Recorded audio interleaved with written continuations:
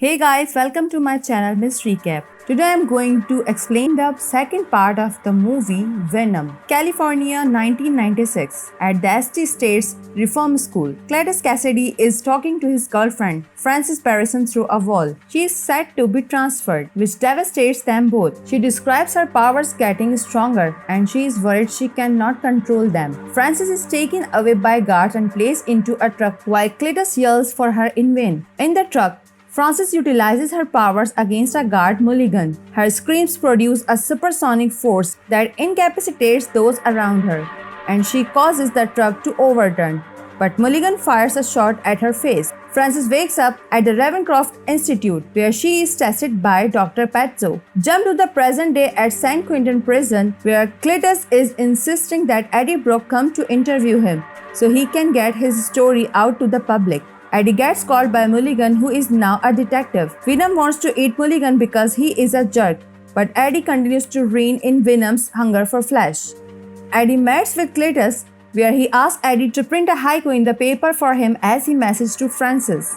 Before leaving, Venom tells Eddie to take a closer look into Cletus' cell. Back at the apartment, Venom memorizes the drawings and carvings on the wall in Cletus' cell. When he determines in a clue to where the bodies of his victims are buried, it leads them to a beach while Eddie reports to the authorities, and sure enough, bodies are recovered from that area. This influences the judge and governor to reinstate capital punishment. Cletus is officially sentenced to death. Venom has not been happy lately because Eddie has only letting him eat live chickens and chocolate. They even have two pet chickens that Venom named Sonny and Cher, which he can't bring himself to eat. He thinks that they should be out there taking out bad guys as a lethal protector. They go to the bodega where Mrs. Chen works, now that she knows about Venom's existence.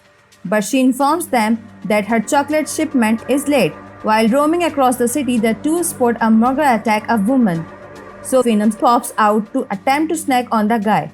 But Eddie manages to talk him out of doing that. To the symbiote's dismay, as they are running across rooftops, they get a call from Anne, asking Eddie to meet with her.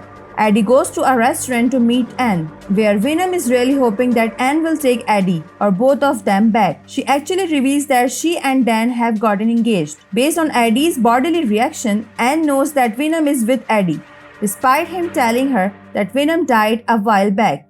So she tells Venom to take care of Eddie because he can't take care of himself, and also because he drives other people away. Eddie rides his motorcycle back in dismay, not caring if he gets hurt, but Venom steers him away, literally from danger. Eddie receives a postcard from Cletus, which invites him for one last visit before he is executed. The card also details his past exploits, which include the abuse he suffered at the hands of his father, which lead him to killing his grandmother by pushing her down the stairs in her wheelchair, and also electrocuting his mother in the bathtub. Eddie reluctantly visits Cletus, but the madman provokes Eddie by reminding him how he not only drove Anne away, but how his father blamed him for causing the death of his own mother during childbirth. This causes Venom to push Cletus against the wall, but when he pulls him closer to Eddie, Cletus bites Eddie's hand and draws blood. Although Cletus recognizes that what he is tasting is not ordinary blood, Cletus sees the blood on his finger come alive before ingesting it. Venom notes that he probably just made a huge mistake. Eddie and Venom return home, where they have a big argument over Eddie not being able to live his life because of Venom, while the symbiote still complains about his hunger. The two then have a physical fight that includes Venom destroying Eddie's TV before they finally break up, and Venom goes on to possess other unwitting victims. Eddie then proceeds to clean up his apartment. Cletus is said to be executed via lethal injection. However, the symbiote in his blood takes over and sabotages the execution, overtaking Cletus' body and transforming him into Carnage. He proceeds to slaughter the guards gruesomely before busting out of San Quentin.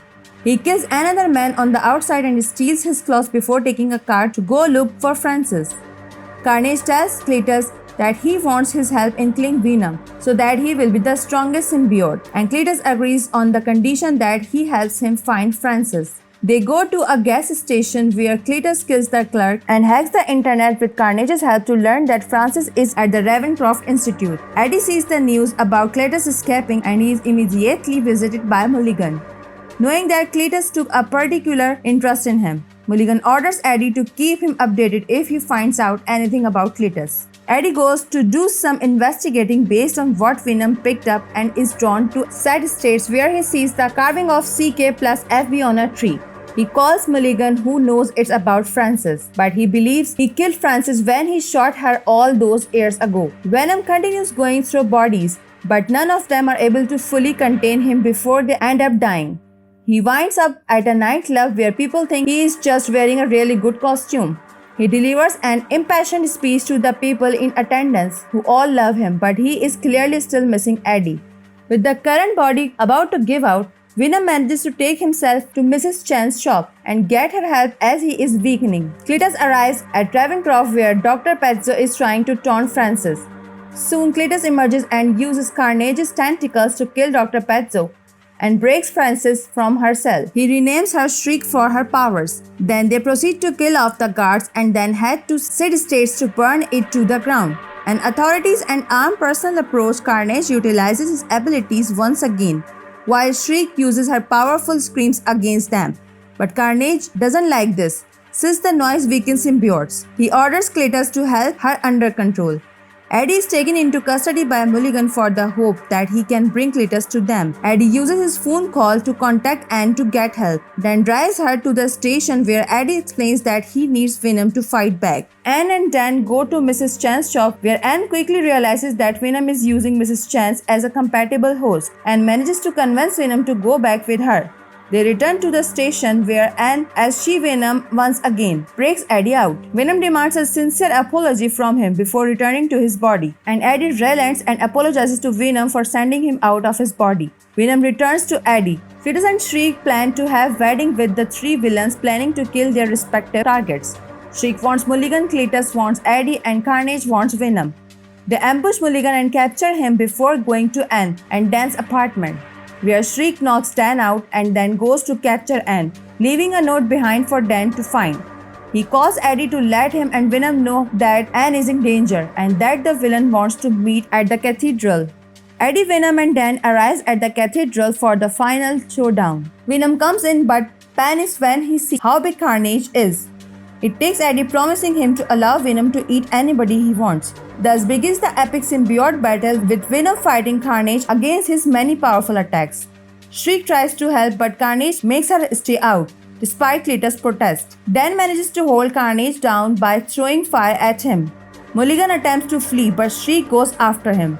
She corners him and appears to knock him off a ledge with a chain wrapped around his neck. Carnage causes part of the ceiling to fall onto Venom, weakening him just as Carnage grabs Anne and makes his way to the roof to kill her. Venom feels that he and Eddie are not strong enough to bring them down, but Dan points out that Cletus and Carnage are not bounded the way Eddie and Venom are. Since Carnage keeps trying to hold Cletus down as he fights Carnage's treatment of Shriek, this inspires Venom to rise up and fight back, and he stops Carnage from eating Anne, and then saves her from falling. The bell rings and causes the symbiotes to weaken, leaving Eddie and Cletus to fight as men. Just as Carnage and Shriek have them cornered, Venom knocks Shriek off a ledge and sends her plummeting to her demise, causing her screaming to bring Venom and Carnage down, and she is crushed by a bell. Eddie and Cletus fall, but while Venom manages to use Anne and Dan to catch Eddie, Cletus and Carnage are separated. Carnage tries crawling back to Cletus, but Venom stops him and devours his first. He grabs Cletus, who tells Eddie that all he wanted was for Eddie to be his friend. Venom declared, "Fuck this guy," and chops Cletus' head off. Eddie and Venom part ways with Anne and Dan before the police arrive. Meanwhile, Mulligan appears to still be alive, and his eyes glow blue, just like Shriek's. Later on, Eddie tries to figure out what to do with Venom. Although they initially think about separating for good, Eddie decided to retreat to a tropical island which Venom appreciates. During the credits, Venom tells Eddie that there are other corners of the multiverse that symbiotes can see. Just as Venom tries to demonstrate, a burst of energy seems to teleport them to a new location. On the TV, Eddie and Venom see a news report from J. Jonah Jameson about Spider-Man following the events of Far From Home. Venom grows and licks Spidey image on the screen. The movie ends here. Thanks for watching. If you like it, so please don't forget to subscribe my channel.